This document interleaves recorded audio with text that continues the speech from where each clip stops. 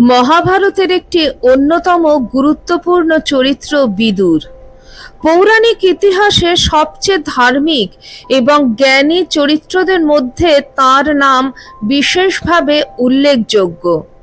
কেউ যদি মহাভারত খুব ভালোভাবে অধ্যয়ন করে থাকেন তাহলে তিনি জানবেন বিদুর ছিলেন পাণ্ডব এবং কৌরবদের কাকা।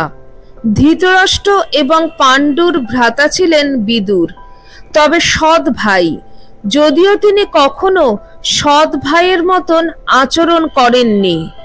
এই ধর্মাত্মা বিদুর ভগবান শ্রীকৃষ্ণের এক পরম ভক্ত ছিলেন, কিন্তু তারপরেও কেন তাকে শ্রীকৃষ্ণের হাতেই পরলোক গমন করতে হয়েছিল, এটা অনেকেই জানতে চান।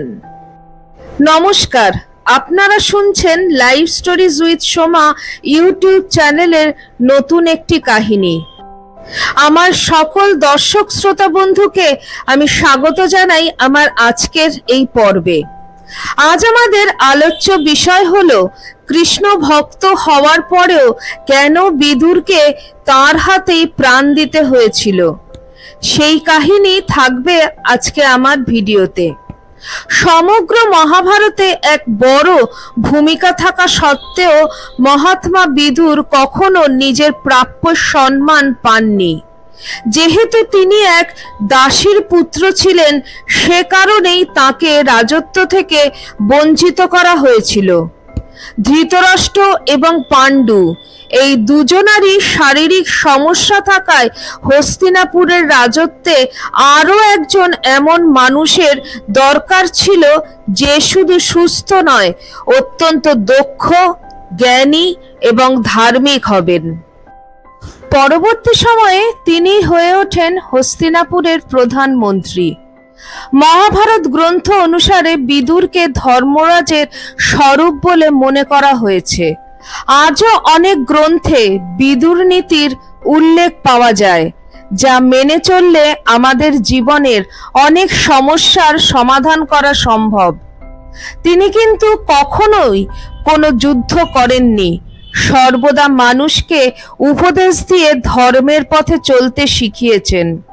কিন্তু আমরা অনেকবারই দেখেছি যে ধৃতরাষ্ট্র তার কোনো কথাই শোনেননি, যে কারণে তার বংশের বিনাশ সুনিশ্চিত হয়ে উঠেছিল। এখন প্রশ্ন হলো, যে ধর্মাত্মা বিদুর, যিনি শ্রীকৃষ্ণের একজন বড় ভক্ত ছিলেন, তাকেই শ্রীকৃষ্ণের হাতে কেন প্রাণ ত্যাগ করতে হয়েছিল? আসলে বিদুর শ্রীকৃষ্ণের কাছে এক বিশেষ বর প্রার্থনা করেছিলেন। কুরুক্ষেত্রের যুদ্ধের মতন বড় সংঘর্ষ বিদুর মন থেকে মেনে নিতে পারেননি। সেই কারণেই তিনি মনোকষ্টে ভুগছিলেন। তিনি কখনোই চাননি যে তার শরীরের কোনো অংশ এই অন্ধকারময় বিশ্বে পড়ে থাকুক। তাই তিনি চেয়েছিলেন যে মৃত্যুর পরে তার দেহকে সৎকার বা অন্য কোনো ক্রিয়া না করে ভগবানের সুদর্শন চক্রের মধ্যে সমাহিত করে নেওয়া হোক। ভগবান শ্রীকৃষ্ণ তার এই অনন্য ভক্তের ইচ্ছে পূর্ণ করার আশ্বাস দিয়েছিলেন। মহাভারতের যুদ্ধের শেষে গান্ধারী, ধৃতরাষ্ট্র এবং বিদুর বনবাসে গিয়েছিলেন। একদিন সেখানে বিদুরের সাথে সাক্ষাৎ করতে যান যুধিষ্ঠির।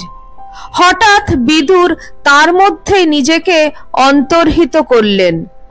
মহাত্মা বিদুরের নিথর দেহটি সেখানেই পড়ে থাকল। যুধিষ্ঠির তখন ভগবান শ্রীকৃষ্ণকে স্মরণ করে এই ঘটনার কারণ জিজ্ঞাসা করলেন।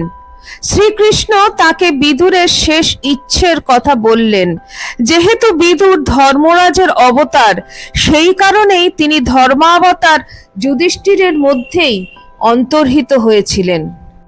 এরপর ভগবান শ্রীকৃষ্ণ বিদুরের পবিত্র দেহকে নিজের সুদর্শন চক্রের রূপ দিয়েছিলেন। এভাবেই শেষ হয় এক মহান চরিত্রের জীবন, যিনি কখনো নিজের প্রকৃত সম্মান পাননি, যিনি নেপথ্যেই থেকে গিয়েছেন সারা জীবন। কেমন লাগলো আমার আজকের ভিডিওটি? কমেন্ট সেকশনে কমেন্ট করে জানাতে ভুলবেন না। আর যারা আমার চ্যানেলের নতুন বন্ধু তাদের একান্ত অনুরোধ চ্যানেলটিকে সাবস্ক্রাইব করে আমার পাশে থাকার, যাতে পরবর্তী ভিডিওতে আপনাদের সঙ্গে আমার আবার দেখা হয়। আবার খুব শিগগিরই দেখা হচ্ছে আপনাদের সঙ্গে আমার কোনো একটি নতুন ভিডিওতে। সবাই ভালো থাকুন, সুস্থ থাকুন। জয় ঠাকুর, জয় মা, জয় স্বামীজি।